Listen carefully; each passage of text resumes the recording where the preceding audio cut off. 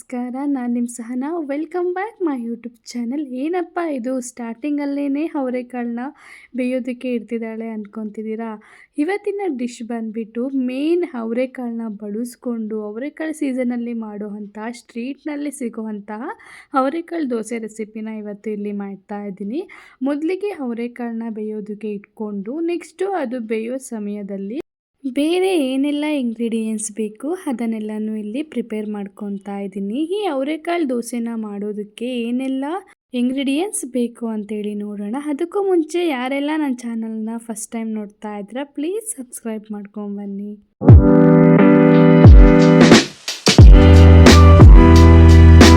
Next ನಾನಿಲ್ಲಿ ದೋಸೆಗೆ ಈರುಳ್ಳಿನ ಚಿಕ್ಕದಾಗಿ ಉದ್ದುದಾಗಿ ಕಟ್ ಮಾಡ್ಕೊತಾ ಇದ್ದೀನಿ. ತುಂಬ ಚಿಕ್ಕದಾಗಿನೂ ಕೂಡ ಕಟ್ ಮಾಡ್ಕೋಬೋದು. ಮನೆಯಲ್ಲಿ ದೋಸೆ ಇಟ್ಟು ಮಿಕ್ಕಿದೆ ಅನ್ನುವಾಗ ಮತ್ತು ಒಂದೇ ಥರ ದೋಸೆ ಪ್ಲೈನ್ ದೋಸೆ ಮಸಾಲ ದೋಸೆ ತಿಂದು ಬೋರಾಗಿದೆ ಅಂತ ಅನ್ನುವಾಗ ಈ ಅವರೆಕಾಳು ದೋಸೆನ ಒಮ್ಮೆ ಟ್ರೈ ಮಾಡಿ. ತುಂಬಾ ಇಷ್ಟಪಡ್ತೀರಾ, ತುಂಬಾ ಚೆನ್ನಾಗೂ ಇರುತ್ತೆ ಮತ್ತು ಟೇಸ್ಟು ಕೂಡ.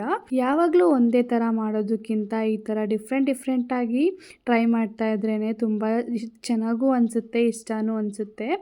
ಈ ಥರ ಒಮ್ಮೆ ಟ್ರೈ ಮಾಡಿ ನೋಡಿ. ನೆಕ್ಸ್ಟು ನಾನಿಲ್ಲಿ ಏನೆಲ್ಲ ಬೇಕು ದೋಸೆ ಮಾಡೋದಕ್ಕೆ ಅಂತ ಹೇಳಿ ತೋರಿಸ್ತಾ ಇದ್ದೀನಿ. ಅವರೆಕಾಳು ದೋಸೆನ ಮಾಡೋದಕ್ಕೆ ನಾನಿಲ್ಲಿ ಈರುಳ್ಳಿ, ಸಬ್ಸಿಗೆ ಸೊಪ್ಪು, ಮೆಣಸಿನ್ಕಾಯಿ, ಖಾರಕ್ಕೆ ಬೇಕಾದಷ್ಟು ಒಂದು ಚಿಕ್ಕದು ಕ್ಯಾರೆಟ್ನ ತಗೊಂಡಿದ್ದೀನಿ ಮತ್ತು ಅವರೆಕಾಳು, ಕೊತ್ತಂಬರಿ ಸೊಪ್ಪು ಇಷ್ಟನ್ನು ನಾನಿಲ್ಲಿ ತಗೊಂಡಿದ್ದೀನಿ. ನೆಕ್ಸ್ಟು ಒಂದು ಗ್ಯಾಸ್ ಮೇಲೆ ಒಂದು ಬಾಣಲಿನ ಇಟ್ಕೊಂಡು ಅದಕ್ಕೆ ಒಂದು ಸ್ವಲ್ಪ ಎಣ್ಣೆನ ಹಾಕ್ಕೊತಾ ಇದ್ದೀನಿ. ನೆಕ್ಸ್ಟು ಆ ಎಣ್ಣೆನ ಕಾದ್ಮೇಲೆ ಜೀರಿಗೆ ಮತ್ತು ಸಾಸಿವೆ ಎರಡನ್ನೂ ಕೂಡ ಸ್ವಲ್ಪ ಹಾಕ್ಕೊತಾ ಇದ್ದೀನಿ. ನೆಕ್ಸ್ಟು ಅದಕ್ಕೆ ಹೆಚ್ಚಿಟ್ಕೊಂಡಿರುವಂತಹ ಮೆಣಸಿನ್ಕಾಯಿ ಮತ್ತು ಕರಿಬೇವಿನ ಸೊಪ್ಪು ಎರಡನ್ನೂ ಕೂಡ ಆ್ಯಡ್ ಮಾಡ್ಕೊತಾ ಇದ್ದೀನಿ.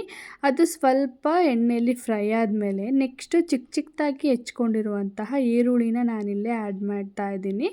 ಈರುಳ್ಳಿನ ಆ್ಯಡ್ ಮಾಡಿ ಆದಮೇಲೆ ಒಂದು 5 ಮಿನಿಟ್ಸ್ ಅದು ಕಲರ್ ಚೇಂಜ್ ಆಗೋ ತನಕ ಮೀಡಿಯಂ ಫ್ಲೇಮಲ್ಲೇ ಅದನ್ನು ನೀಟಾಗಿ ಬಾಡಿಸ್ಕೊತಾ ಇದ್ದೀನಿ ಎಣ್ಣೆಯಲ್ಲಿ.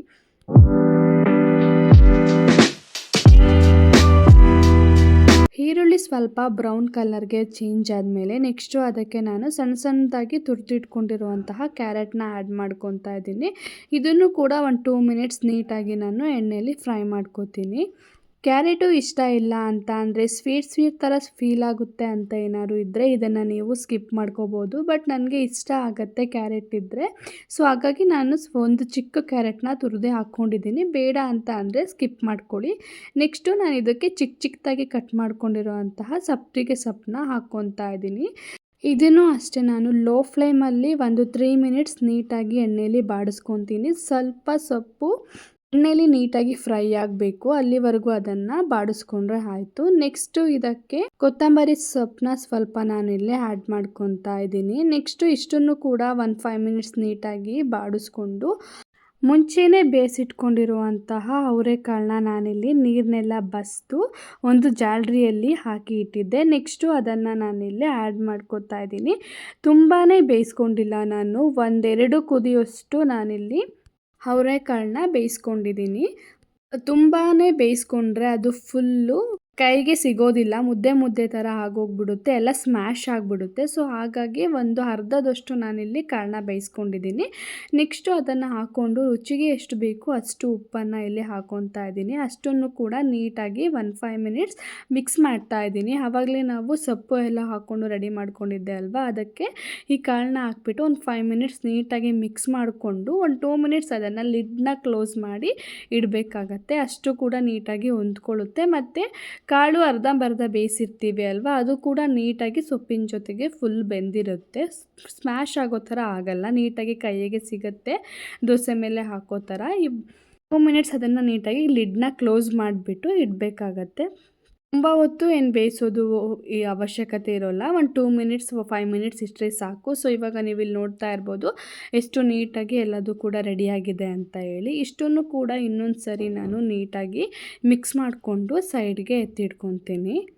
ನೆಕ್ಸ್ಟು ನಾನು ಇನ್ನೊಂದು ಕಡೆ ಗ್ಯಾಸ್ ಸ್ಟವ್ ಮೇಲೆ ದೋಸೆ ಹಂಚನ್ನು ಇಟ್ಟಿದ್ದೆ ಬಿಸಿ ಆಗೋದಕ್ಕೆ. ದೋಸೆ ಹಂಚು ಬಿಸಿ ಆದಮೇಲೆ ಒಂದು ಚಿಕ್ಕ ಸೌಟಲ್ಲಿ 1 ಸೌಟಷ್ಟು ನಾನು ದೋಸೆ ಹಿಟ್ಟನ್ನು ಹಾಕ್ಕೊಂಡು ಸೆಟ್ ದೋಸೆ ಮಾಡ್ತೀವಲ್ವ ನಾವು, ಅಷ್ಟು ದಪ್ಪಕ್ಕೆ ಅಷ್ಟು ಅಗಲಕ್ಕೆ ನಾನಿಲ್ಲಿ ಹಾಕ್ಕೊತಾ ಇದ್ದೀನಿ. ಸ್ವಲ್ಪ ಮಸಾಲೆ ದೋಸೆಕ್ಕಿಂತ ಸ್ವಲ್ಪ ದಪ್ಪದಾಗಿ ಹಿಟ್ಟನ್ನು ಹಾಕ್ಕೊಂಡು ಅದ್ರ ಮೇಲೆ ಆವಾಗಲೇ ಪ್ರಿಪೇರ್ ಮಾಡ್ಕೊಂಡಂತಹ ಅವರೆಕಾಳನ್ನ ಅದ್ರ ಮೇಲೆ ಹಾಕ್ತಾ ಇದ್ದೀನಿ.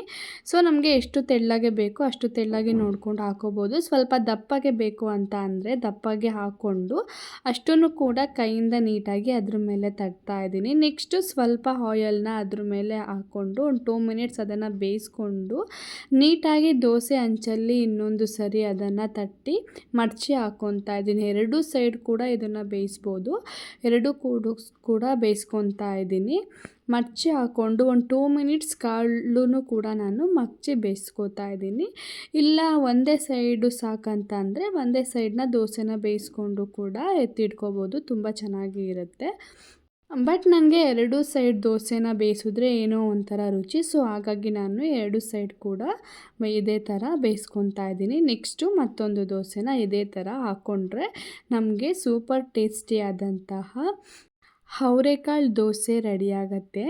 ಈ ರೆಸಿಪಿ ನಿಮಗೆಲ್ಲ ಇಷ್ಟ ಆಗಿದೆ ಅಂತ ಅನ್ಕೋತೀನಿ. ಇಷ್ಟ ಆಗಿದ್ರೆ ನನ್ನ ಚಾನಲ್ನ ಸಬ್ಸ್ಕ್ರೈಬ್ ಮಾಡ್ಕೊಳ್ಳಿ. ಈ ವಿಡಿಯೋಕ್ಕೆ ಲೈಕ್ ಮಾಡಿ, ಶೇರ್ ಮಾಡಿ. ಯಾರೆಲ್ಲ ನನ್ನ ವಿಡಿಯೋನ ಇಷ್ಟೋ ತನಕ ನೋಡಿದ್ದೀರಾ, ಥ್ಯಾಂಕ್ ಯು ಸೋ ಮಚ್. ಇದೇ ಥರ ಸಪೋರ್ಟ್ ಮಾಡ್ತಾಯಿರಿ.